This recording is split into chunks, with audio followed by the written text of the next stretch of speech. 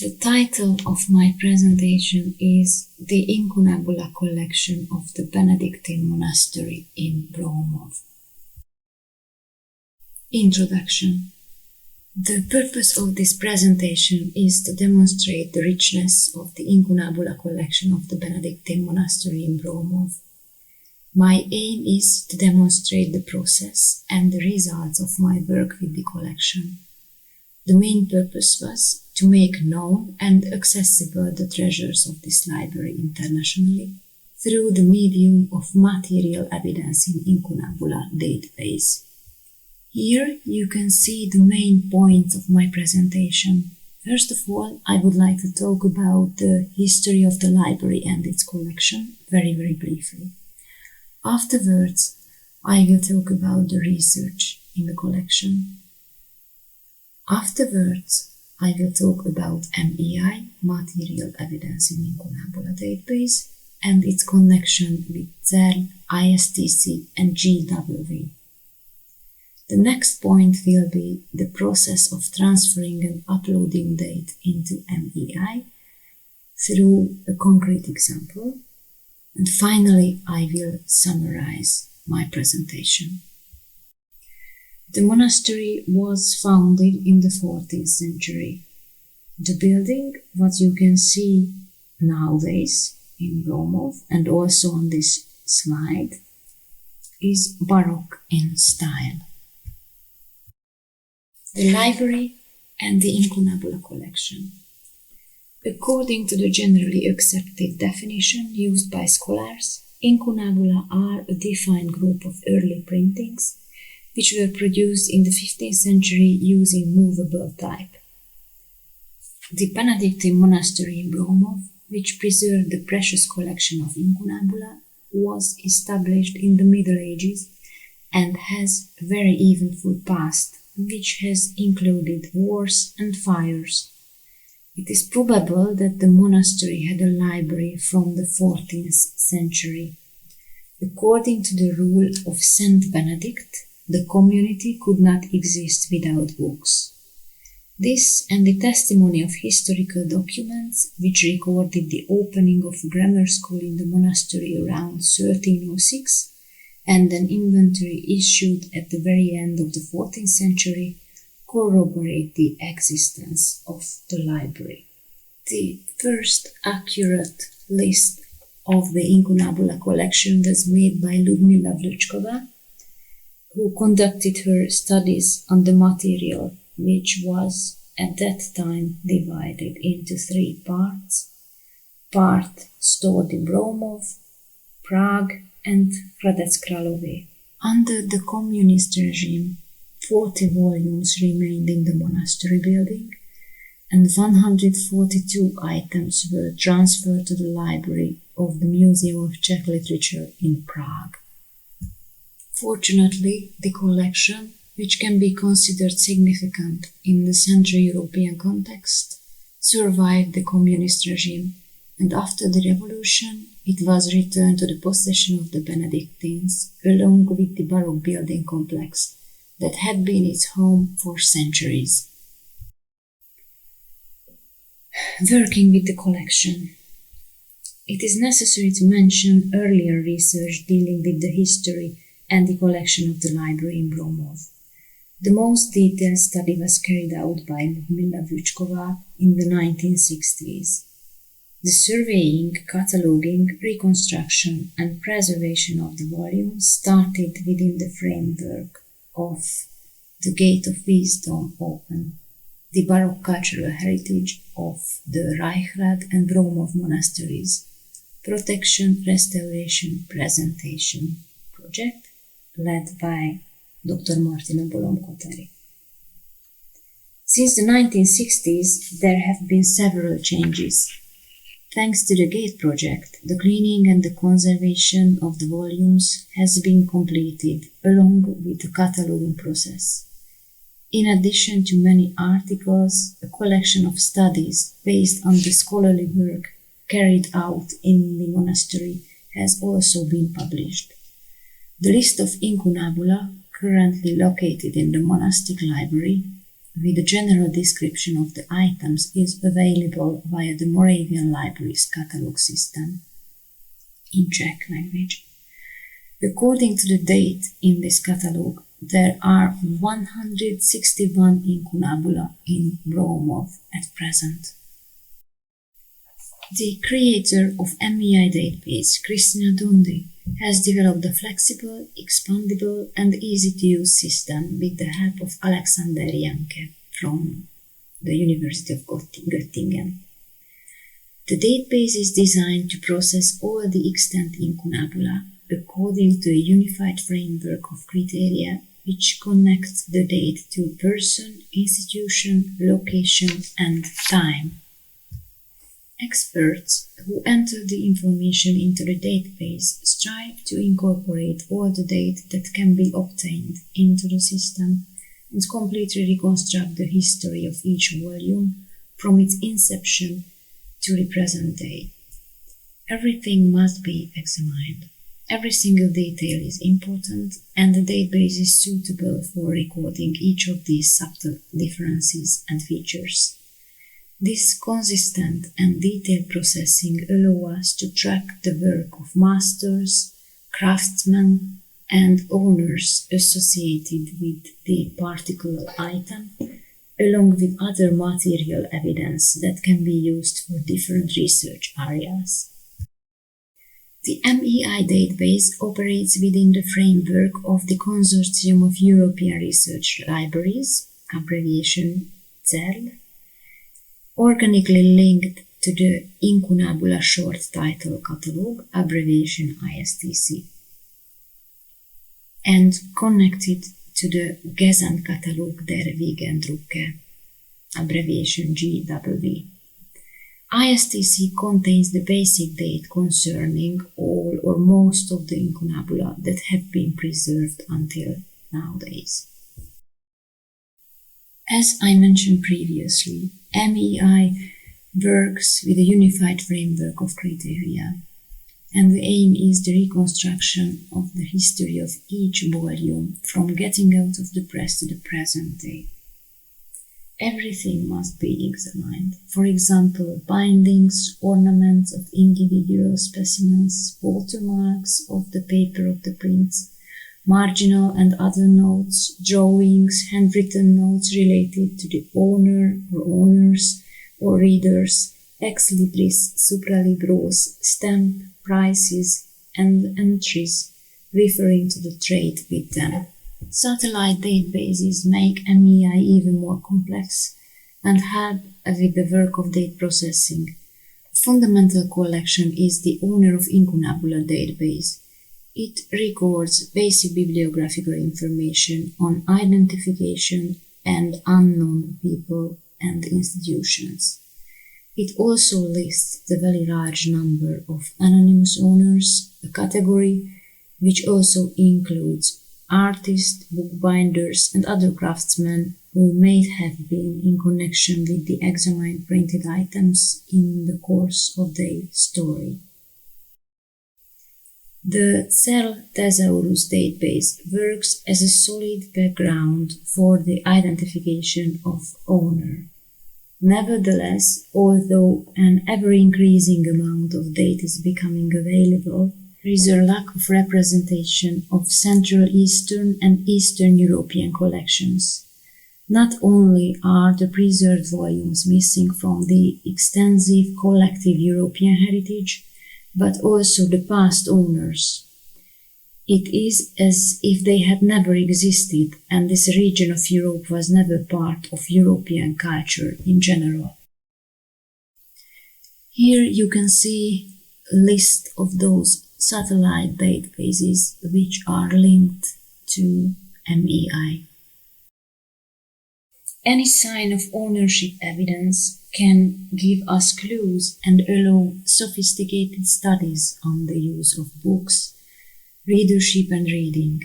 Such signs include possessor notes, margin notes, annotations, drawings, and other small details, mementos of readers and reading, historical catalogues, book dealers' catalogues, and inventories. It seems logical to build on the info sheet of each item chronologically. By examining material evidence, editors can create different layers, demonstrating the story of the studied volume in a specific period of time.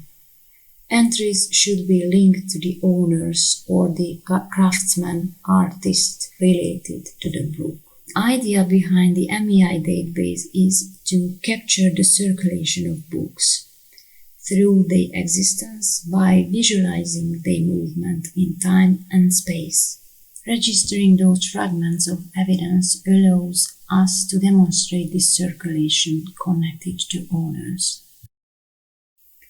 And now I would like to demonstrate the process of date processing using a concrete example from the collection. And this example is a work written by Peripateticus. Its title is Paraphrases in Aristotelem, and it was printed in Venice in 1499. This is Collegatum. Originally, 4 volumes were bound together, and only one is considered to be an incunabulum, and the 3 others were printed at the beginning of the 16th century. The Collegatum has its original 16th century binding with floral ornament and stamped brown leather over wooden boards, and has 2 metal clasps. The front board is labeled with a manuscript note giving the names of the authors whose work were bound together. On the spine of the volume, old shelf marks are visible. On this side, you can also see a watermark which is visible on the binding, and it refers to the period when it was bound together. The Collegatum was bound together. And it also suggests the locality of the bookbinder's workshop. The watermark that you can see here points to a local paper mill. And this period, the turn of the 15th and 16th century, is a fascinating and very, very interesting period of paper producing in Silesia, because this is the very beginning of local paper producing. Scholars describe different types of watermarks, but one of them is this peculiar one. This is claimed to be the earliest, and it's a bull's head with eyes and nostrils. Above the bull's head there is a serpent twinned around the rod, ending in letter W with a crown above it. The letter, this W, refers to the name of the place where the paper was produced, which is Bratislavia, Wroclaw nowadays.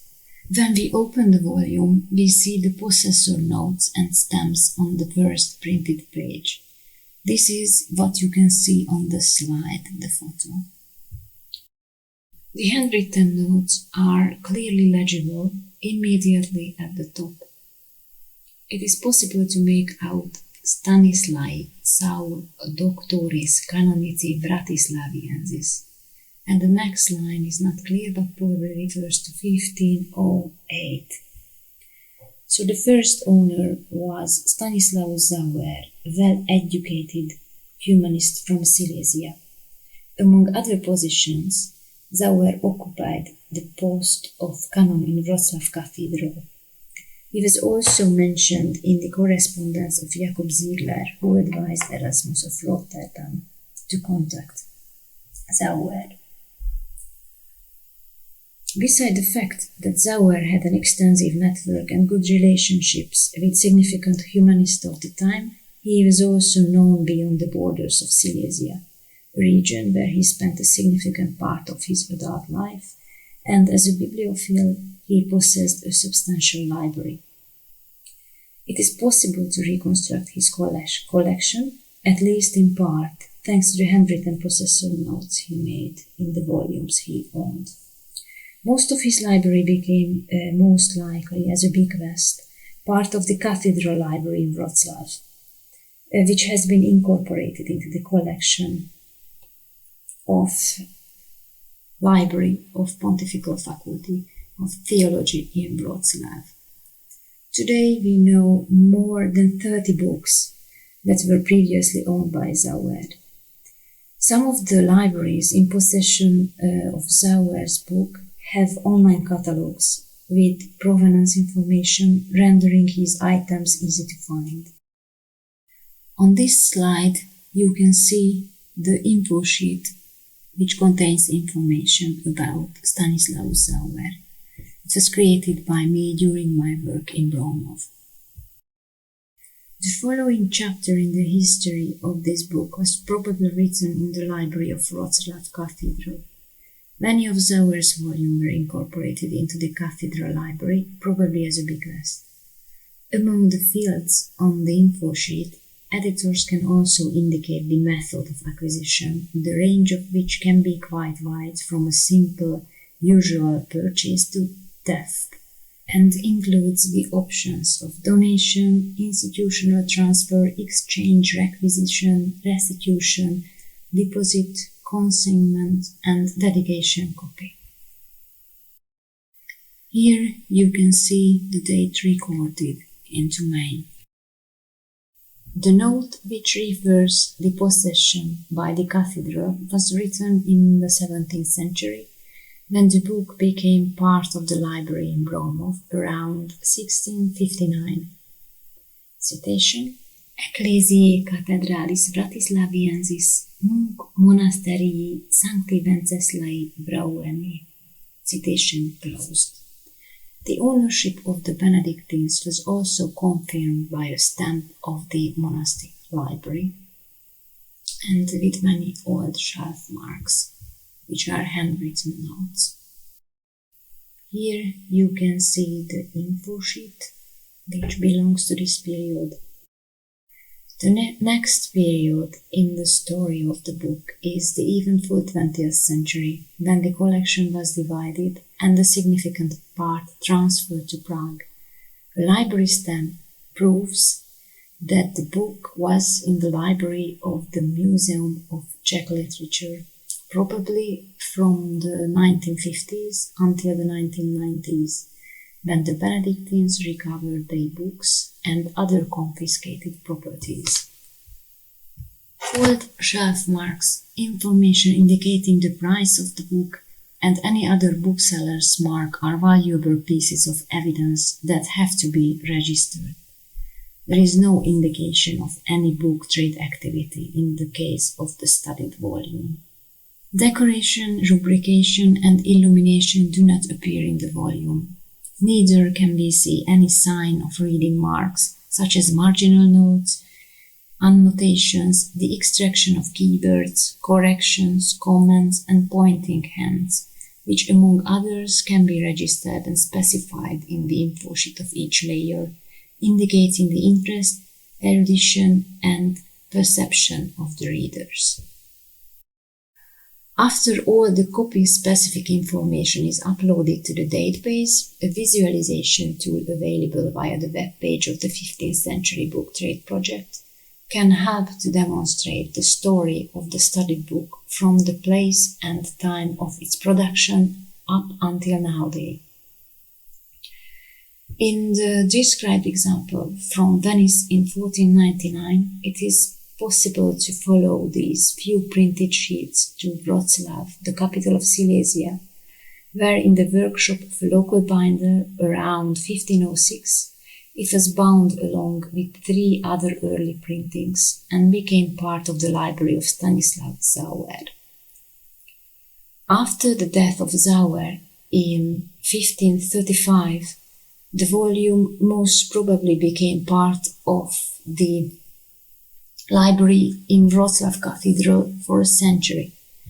In the 17th century, it could be found in the Benedictine Monastery Library in Broumov, where it spent a longer, peaceful time, judging by the lack of reading notes, before it was transported to Prague in the middle of the 20th century, and then returned at the end of the same century.